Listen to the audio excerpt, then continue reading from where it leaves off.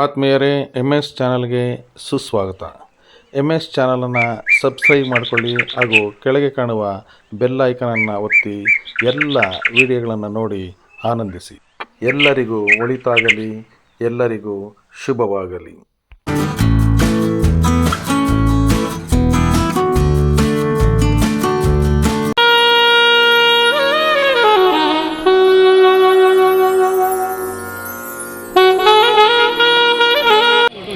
ಮಧ್ಯಾಹ್ನೇತು ಮಹೇಶ್ವರ ಅಸ್ತಮಾನೆ ಸ್ವಯಂ ವಿಷ್ಣು ತ್ರಯಮೂರ್ತಿ ದಿವಾಕರ.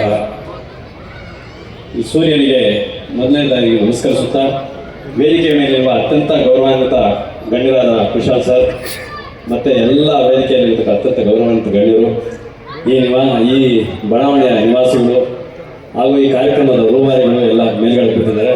ನಾನೆಲ್ಲ ಅಕ್ಕ ತಂಗಿಯವರೇ, ಅಣ್ಣ. ಸಂಕ್ರಾಂತಿ ಅಂದ್ರೇ ಒಂದು ಸಂಭ್ರಮ. ಸಂಭ್ರಮ ಅಂತಂದ್ರೆ ಸಡಗರ, ಸಡಗರ ಅಂತಂದ್ರೆ ಆನಂದ, ಆನಂದ ಅಂತಂದ್ರೆ ಈ ಬಡಾವಣೆಯ ನಿವಾಸಿಗಳು ಅನುಭವಿಸ್ತಾ ಇರ್ತಕ್ಕಂಥ ಒಂದು ಸಂಕ್ರಾಂತಿ ಸಂಭ್ರಮದ ಒಂದು ದಿನ. ಈ ದಿನ ಒಂದು ಸಂಕ್ರಾಂತಿ ಹಬ್ಬ ಆಚರಣೆ ಯಾವ ರೀತಿ ಮಾಡಬೇಕು, ನಮ್ಮ ಅನಾದಿ ಕಾಲದಿಂದ ಬಂದಿರತಕ್ಕಂಥ ಒಂದು ಸಂಸ್ಕೃತಿ ಸಂಸ್ಕಾರವನ್ನು ಯಾವ ರೀತಿ ತನ್ನ ಜನರೇಷನ್ ತೋರಿಸ್ಬೇಕು ಅನ್ನೋದು ಒಂದು ಹೆಬ್ಬಯಕೆಯಿಂದ ಈ ಬಡಾವಣೆಯ ಎಲ್ಲ ನಿವಾಸಿಗಳು ಸೇರಿ ಸಂಕ್ರಾಂತಿಯನ್ನು ಆಚರಣೆ ಮಾಡ್ತಾ ಇದ್ದಾರೆ. ಸಂಕ್ರಾಂತಿ ಅಂತಂದ್ರೆ ನಿಮಗೆಲ್ಲ ವರ್ಷ ವರ್ಷ ಅದನ್ನೇ ಹೇಳ್ತಾ ಇರ್ತೀವಿ, ಆದ್ರೆ ಪ್ರತಿ ವರ್ಷ ಅದನ್ನು ಹೇಳ್ಬೇಕಲ್ಲ.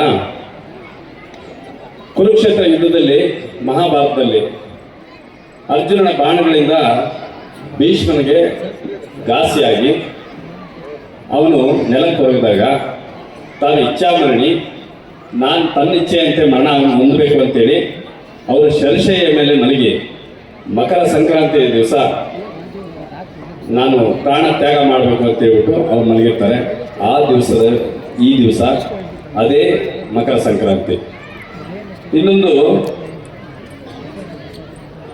ನಮ್ಮ ಪಾಪನಾಶಕ ದಿನ ಇವತ್ತು. ಏನು ಭಗೀರಥ ತನ್ನ ವಂಶದವರನ್ನ ಪಾಪ ವಿಮೋಚನೆಗಾಗಿ ಅವರನ್ನ ಘೋರವಾದ ತಪಸ್ಸು ಮಾಡಿ ದೇವರನ್ನ ಮಹಾದೇವ ಗಂಗೆಯನ್ನು ಒಲಿಸಿ ಆ ಗಂಗೆಯನ್ನು ಭೂದೇವಿಗೆ ಭೂಮಾತೆಗೆ ತಂದು ಅದನ್ನು ಕಪಿಲವಸ್ತುವಿನ ಮುನಿಗಳ ಆಶ್ರಮಕ್ಕೆ ಸೇರಿರ್ತಕ್ಕಂಥ ದಿನ ಅದು ಪಾಪನಾಶನ ದಿನ. ದೇವದೇವ ಮಹಾದೇವನಾದ ಈಶ್ವರನು ಶ್ರೀ ಮಹಾವಿಷ್ಣುವಿಗೆ ಜ್ಞಾನವನ್ನು ಬೋಧಿಸಿದ ದಿನ ಈ ದಿನ, ಅದು ಸಂಕ್ರಾಂತಿಯ ದಿನ. ಇಷ್ಟೆಲ್ಲ ವಿಶೇಷಗಳನ್ನು ಹೊಂದಿರತಕ್ಕಂಥದ್ದು ಸಂಕ್ರಾಂತಿ. ಏನು ಈ ಸಂಕ್ರಾಂತಿಯನ್ನು ಆಚರಣೆ ಮಾಡಬೇಕು, ಎಲ್ಲ ಗ್ರಾಮಗಳಲ್ಲೂ ಇವತ್ತು ಎತ್ತುಗಳ ಮೆರವಣಿಗೆಯನ್ನು ಮಾಡಿ ಅವುಗಳಿಗೆ ಅಲಂಕಾರವನ್ನು ಮಾಡಿ ಮೆರವಣಿಗೆ ಮಾಡಿ ನಾವು ಕಿಚ್ಚನ್ನು ದಾಟಿಸ್ತೀವಿ. ಇದು ಸಂಕ್ರಾಂತಿಯ ಒಂದು ಸಡಗರದ ದಿನ, ಎಲ್ಲ ರೈತರ ದಿನ.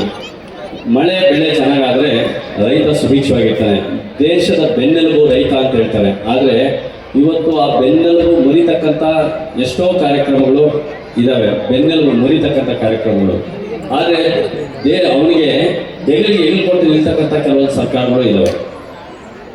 ಈ ದಿವಸ ಭೂತಾಯಿ ಹೇಳ್ತಾಳೆ, ಮಳೆ ಬೆಳೆ ಇದ್ದಾಗ ಭೂತಾಯಿ ಅಳ್ತಾ ಹೇಳ್ತಾಳೆ, ರೈತ ಅಪ್ಪ ನಿನ್ನ ಹಿರಿ ಮಗ, ನೀನು ಯಾವುದೇ ಕಾರಣಕ್ಕೂ ಕೈ ಬರೆದು ಮಾಡ್ಕೋಬೇಡ, ಏನಾದರೂ ನಿನ್ನ ಕೈಯಲ್ಲಿ ಒಂದು ಸ್ವಲ್ಪ ಇಟ್ಕೊಂಡಿರು, ನೀನು ಒಂದೇ ಒಂದು ಕಾಳು ನನಗೆ ಬಿತ್ತನೆ ಮಾಡಿದ್ರೆ ನಾನು ನಿನಗೆ ತೆನೆ ರೂಪದಲ್ಲಿ ಸಾವಿರಾರು ಕಾಳು ನನಗೆ ಕೊಡ್ತೀನಿ ಅಂತೇಳಿ ಹೇಳ್ತಾರೆ. ಅದಕ್ಕೆ ದಾರಾಬೇಂದ್ರೆಯವರು ಹೇಳ್ತಾರೆ, ಬಿತ್ತುವುದು ನಾವು ಹನಿ ಹನಿಯಾಗಿ ಕೊಡ್ತಾಳೆ ಭೂತಾಯಿ ತೆನೆತೆನೆಯಾಗಿ ಅಂತೇಳಿ. ಅಂದರೆ ಒಂದು ಬೀಜ ಬಿತ್ತರೆ ಸಾವಿರಾರು ಕಾಳು ನನಗೆ ಕೊಡ್ತಕ್ಕಂಥ ಒಂದು ರೈತ ಇದು. ಅದಕ್ಕೆ ಕೃಷಿತೋ ನಾಸ್ತಿ ದುರ್ಭಿಕ್ಷಂ, ಜಪತೋ ನಾಸ್ತಿ ಪಾತಕಂ, ಮೌನತೋ ಕಲಹಂ ನಾಸ್ತಿ ಜಾಗೃತೋ ಭಯಂ ಅಂತ ಹೇಳ್ತಾರೆ. ಅಂತಂದರೆ ರೈತ ತನ್ನ ಬೆವರ ಹಾನಿಯನ್ನು ಭೂಮಿಗೆ ಸುರಿಸಿ ಅದರಿಂದ ಒಂದು ಬೆಳೆಯನ್ನು ಬೆಳೆದು ಎಲ್ಲ ಪಶು ಪಕ್ಷಿ ಕ್ರಿಮಿ ಕೀಟಗಳಿಗೆ ಆಹಾರವನ್ನು ಇರ್ತಕ್ಕಂಥ ರೈತನಿಗೆ ನಮ್ಮ ಸಾಷ್ಟಾಂಗ ಒಂದು ನಮಸ್ಕಾರಗಳನ್ನು ಹೇಳಬೇಕಾಗುತ್ತೆ. ಸೊ ಈ ರೈತರಿಗೆ ಮುಖ್ಯವಾಗಿ ಬೇಕಾಗಿರ್ತಕ್ಕಂಥದ್ದು ಮಳೆ.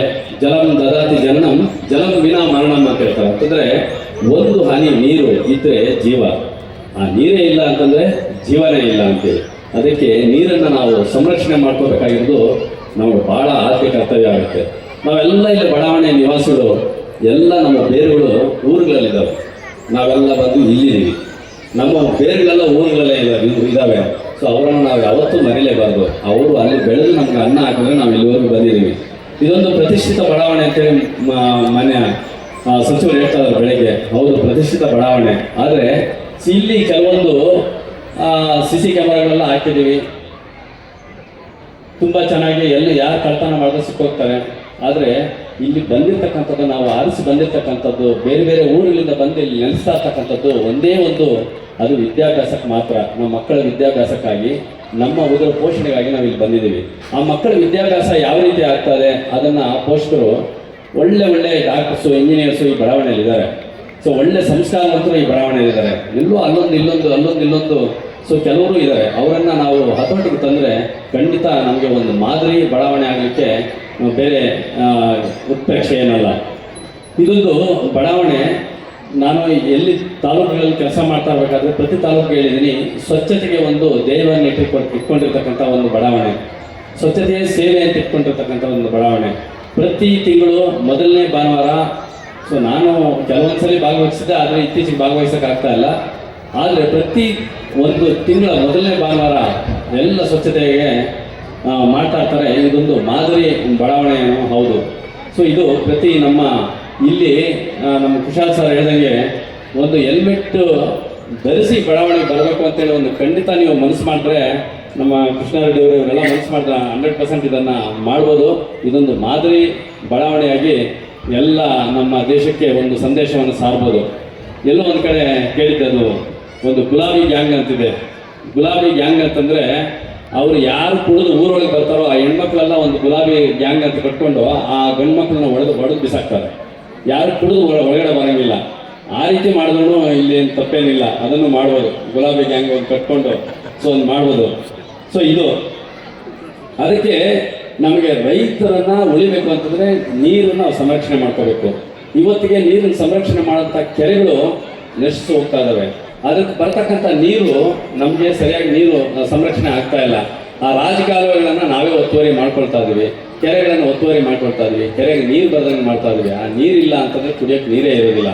ಇತ್ತೀಚಿನ ದಿನಗಳಲ್ಲಿ ಸುಮಾರು ನಾನು 2 ವರ್ಷಗಳಿಂದ ಇಲ್ಲಿ ನೀರಿನ ಬವಣೆ ಎಷ್ಟು ಮಟ್ಟಿಗೆ ಇದೆ ಅಂತೇಳಿ ಸುಮಾರು 22-23 ಹಳ್ಳಿಗಳಿಗೆ ನಾವು ಕುಡಿಯೋ ನೀರನ್ನು ಬೇರೆ ರೈತರಿಂದ ಎರವಲು ತಗೊಂಡು ಕೊಡ್ತಾ ಇದ್ದೀವಿ. ಸೊ ನಾವು ಏನಾದರೂ ನೀರಿನ ಸಂರಕ್ಷಣೆ ಮಾಡದೇ ಇದ್ದಲ್ಲಿ ನಮ್ಮ ಒಂದು ವಿನಾಶ ಖಚಿತ. ಸೊ ಅದಕ್ಕೋಸ್ಕರ ನೀರಿನ ಸಂರಕ್ಷಣೆ ಭಾಳ ಮುಖ್ಯ. ಕಲ್ಮನೆ ಕಾಮೇಗೌಡರು ಅಂತ ಹೇಳ್ಬಿಟ್ಟು ಮಂಡ್ಯ ಜಿಲ್ಲೆ ಮದ್ದೂರು ತಾಲೂಕು ಮಳವಳ್ಳಿಯವರು. ಅವರು ಕುರಿಗಾಹಿ ಅನಕ್ಷರಸ್ಥರು. ಅವರು ಏನು ಮಾಡ್ತಾರೆ, ಕುರಿಗಳನ್ನು ಕರ್ಕೊಂಡೋಗಿ ಬೆಟ್ಟದಲ್ಲಿ ಬಿಟ್ಟು ಆ ಬೆಟ್ಟದಲ್ಲಿ ಇರ್ತಕ್ಕಂಥ ಒಂದು ಕುರಿಗಳಿಗೆಲ್ಲ ನೀರಾಗಬೇಕು ಅಂತೇಳಿ ಅವರು ಸಣ್ಣದಾಗಿ ಒಂದು ಕುಂಟೆಗಳನ್ನು ಮಾಡ್ತಾರೆ. ಆಮೇಲೆ ಒಂದು ಸ್ವಲ್ಪ ಮಳೆ ಬರುತ್ತೆ, ನೀರು ನಿಲ್ಲುತ್ತೆ. ನೀರು ನಿಂತಾದ್ಮೇಲೆ ಅವ್ರೇನು ಮಾಡ್ತಾರೆ, ಒಂದು ಅಷ್ಟು ಕುರಿಗಾಹಿಗಳನ್ನು ಕರ್ಕೊಂಡು ಇವರೇ ಕುರಿ ಮಾರಿ ಅವ್ರಿಗೆ ದುಡ್ಡು ಕೊಟ್ಟು ಸಣ್ಣ ಕುಂಟೆಗಳನ್ನು ಮಾಡ್ತಾರೆ. ಅಂಥ ಕುಂಟೆಗಳು ದೊಡ್ಡ ಕೆರೆಗಳಾಗಿದ್ದಾವೆ. 17 ಕೆರೆಗಳನ್ನು ಕಟ್ಟಿಸಿದ್ದಾರೆ ಅನಕ್ಷರಸ್ಥರು. ನಾವು ವಿದ್ಯಾವಂತರು ಆ ಕೆರೆಗಳನ್ನು ಕಬಳಿಕೆ ಮಾಡ್ತಾ ಇದ್ದೀವಿ. ಅವರಿಗೆ ಪದ್ಮಶ್ರೀ ಅವಾರ್ಡ್ ಕೂಡ ಸಿಗುತ್ತೆ ಅವ್ರಿಗೆ. ಅಂದರೆ ಸಣ್ಣ ಕೆರೆಗಳು, ಅನಕ್ಷರಸ್ಥರು ಕೆರೆಗಳು ಕಟ್ತಾರೆ. ನಾವಂತೂ ಕೆರೆಗಳು ಕಟ್ಟಿಲ್ಲ, ನಾವಂತೂ ಆ ಕೆರೆಗಳ ಫಲಾನುಭವಿಗಳು. ಆದರೆ ಯಾವುದೋ ಕಾಲದಲ್ಲಿ ಕೆರೆಗಳನ್ನು ಕಟ್ಟಿಸಿರ್ತಕ್ಕಂಥದ್ದು ಉಳಿಸ್ಕೊಳ್ಳೋಂಥ ಜವಾಬ್ದಾರಿ ನಿಮ್ಮೆಲ್ಲರ ಮೇಲೆ ಇದೆ. ಸೊ ಈ ಒಂದು ಸಂದರ್ಭದಲ್ಲಿ ಅದನ್ನು ಹೇಳ್ತಾ, ಇನ್ನು ಒಂದು ಶರಣರ ಕಾಲದಲ್ಲಿ ನಾವೆಲ್ಲ ಹಣ ಸಂಪಾದನೆ ಮಾಡ್ತಾ ಇರ್ತೀವಿ. ಹಣ ಸಂಪಾದನೆ ಮಾಡೋದನ್ನ ಉಳಿಸ್ಕೊಳ್ಳೋದು ನಾವು ಮುಂದಿನ ವಿದ್ಯಾಭ್ಯಾಸಕ್ಕೋ ಏನಕ್ಕೋ ಇದು ಮಾಡ್ತಾ ಇರ್ತೀವಿ. ಆದರೆ ಎಷ್ಟು ಹಣ ಉಳಿಸ್ಕೊಳ್ಳೋಕ್ಕಾಗುತ್ತೆ ಹೇಳ್ತಾರೆ ಕೈವಾರ ತಾತಯ್ಯನವರು. ಪ್ರಾಣ ಮೆವ್ವರಿಸೊಮ್ಮು ಪೋನೀಕ ಬಿಗಪಟ್ಟ, ಧರ್ಮ ಎವ್ವರಿಸೊಮ್ಮು ದಾಚಿಪೆಟ್ಟ, ದೇವರು ಎವ್ವರಿಸೊಮ್ಮು ಧರಣಿಂದ ಇಲ್ಲರ ನಾದ ಬ್ರಹ್ಮಾನಂದ ನಾರಾಯಣ ಅಂತ ಹೇಳ್ತಾರೆ. ಅಂತಂದರೆ ಪ್ರಾಣ ಎಲ್ಲಿದ್ರು ಬಿಡೋದಿಲ್ಲ. ಹಣ ಎಲ್ಲಿ ಬಚ್ಚಿಟ್ರು ನಮ್ಮ ಮಕ್ಕಳು ವಿದ್ಯಾವಂತರು ಅಥವಾ ಬುದ್ಧಿವಂತರು ಆಗಲಿಲ್ಲ ಅಂತಂದರೆ ಆ ಹಣ ಕೂಡ ನಮ್ಮ ಕೈಗೆ ಸಿಗೋದಿಲ್ಲ. ಸೊ ದೇವರು ಭೂಮಿ ತುಂಬ ದೇವರೇ ತುಂಬಿರಬೇಕಾದ್ರೆ ಸೊ ನಾವು ಎಲ್ಲಿ ಗುಡಿ ಗುಂಡಾರಗಳಿಗೇನು ಹೋಗಬೇಕಾಗಿಲ್ಲ ಅಂತೇಳಿ ಅವ್ರು ನಾರಾಯಣ ತಾತಯ್ಯನವರು ಹೇಳ್ತಾರೆ. ಸೊ ಇಲ್ಲಿ ಆನೆ ಕುದುರೆ ಬಂಡಾರವಿದ್ದೊಡೇನು ತಾನುಣ್ಣುವುದು ಪಡೆಯಕ್ಕಿ, ಒಂದಾವಿನ ಹಾಲು ಮಲಗುವುದಾದ ಮಂಚ, ಈ ಉರುಳಿಲ್ಲದ ಸಿರಿ ನೆಚ್ಚಿ ಕೆಡಬೇಡ ಮನುಜ ಅಂತೇಳಿ ಮೋಳಿಗೆ ಮಾರಯ್ಯ ಅಂತೇಳಿ ಒಬ್ಬ ವಚನಕಾರರು ಹೇಳ್ತಾರೆ. ಮೋಳಿಗೆ ಮಾರಯ್ಯ ಅವರು ಕಾಶ್ಮೀರದ ಮಹಾರಾಜ, ಮಾಂಡವ್ಯಪುರದ ಮಹಾರಾಜ. ಅವರು ಬಸವಣ್ಣನವರ ಕಾಲದಲ್ಲಿ 12ನೇ ಶತಮಾನದ ಕಾಲದಲ್ಲಿ ಅವರು ನಿಜವಾಗಿಯೂ ನಡೆದಿರ್ತಕ್ಕಂಥ ಇದು 1,96,000 ಒಂದು ಶರಣರಿಗೆ ನಿತ್ಯ ದಾಸೋಹ ಮಾಡ್ತಾ ಇರ್ತಾರೆ ಬಸವಣ್ಣವರು. ಆದರೆ 1,90,000 ಜನ ಸಿಗ್ತಾರೆ, 6,000 ಜನ ಶರಣರು ಸಿಗೋದಿಲ್ಲ.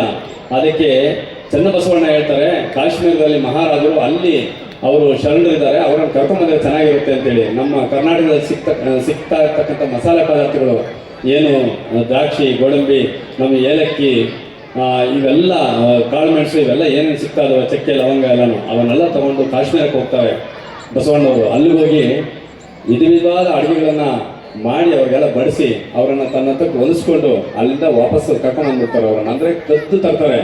ನೋಡು, ಹೆಣ್ಣು ಕದ್ದವರನ್ನು ಸುಮಾರು ಜನ ನೋಡಿರ್ತೀವಿ, ಒಂದು ಬಂಗಾರ ಕದ್ದವರನ್ನು ನೋಡಿರ್ತೀವಿ, ಮಣ್ಣನ್ನು ಆಕ್ರಮಣ ಮಾಡಿರ್ತಕ್ಕಂಥವ್ರನ್ನ ನಾವು ನೋಡಿರ್ತೀವಿ.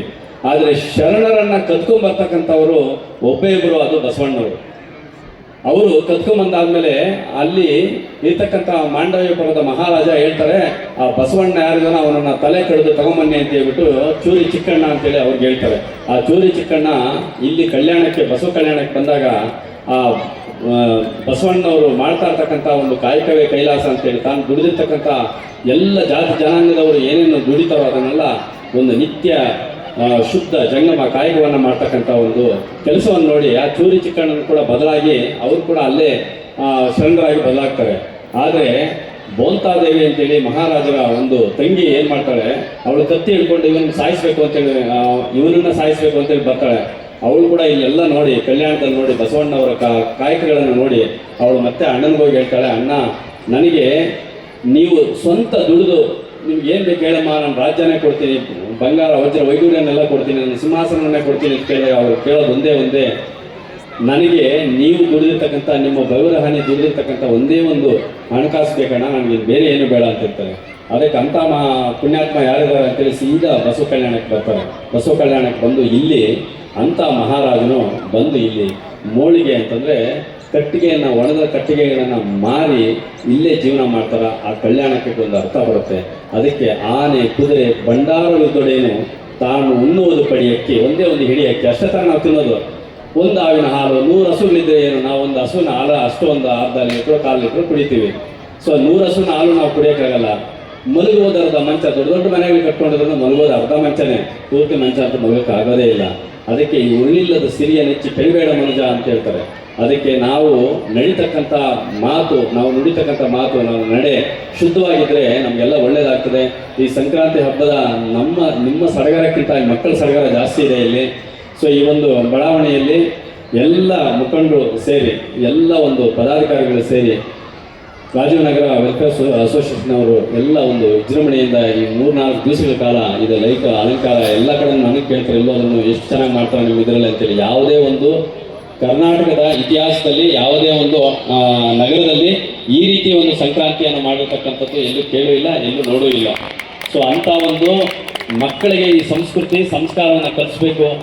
ಆಮೇಲೆ ಸೊ ಅಂತ ಹೇಳ್ತಾ ಈಗಾಗಲೇ ಸಮಯ ಆಗಿದೆ, ಯಾಕಂದರೆ ಆಲ್ರೆಡಿ ಸೂರ್ಯ ಮುಳುಗಿದ್ದಾನೆ, ಮಕರ ಸಂಕ್ರಾಂತಿನೂ ಮುಗಿದಿದೆ. ಯಾಕಂದರೆ ನಿನ್ನೆನೇ 3 ಗಂಟೆಗೆ ಸ್ಟಾರ್ಟ್ ಆಗಿರ್ತಕ್ಕಂಥದ್ದು. ಸೊ ಇವತ್ತು ಮುಗಿದಿದೆ. ಈ ಒಂದು ವೆಲ್ಫೇರ್ ಅಸೋಸಿಯೇಷನ್ಗೆ, ರಾಜೀವ್ ನಗರ ವೆಲ್ಫೇರ್ ಅಸೋಸಿಯೇಷನ್ಗೆ ಮತ್ತು ಇಲ್ಲಿರ್ತಕ್ಕಂಥ ಎಲ್ಲ ಈ ಒಂದು ಕಾರ್ಯಕ್ರಮದ ರೂವಾರಿಗಳಿಗೆ ಅನಂತ ಧನ್ಯವಾದಗಳನ್ನು ಅರ್ಪಿಸ್ತಾ ನನ್ನ ಮಾತುಗಳಿಗೆ ವಿರಾಮ ಹೇಳ್ತೀನಿ. ಜೈ ಹಿಂದ್, ಜೈ ಕರ್ನಾಟಕ.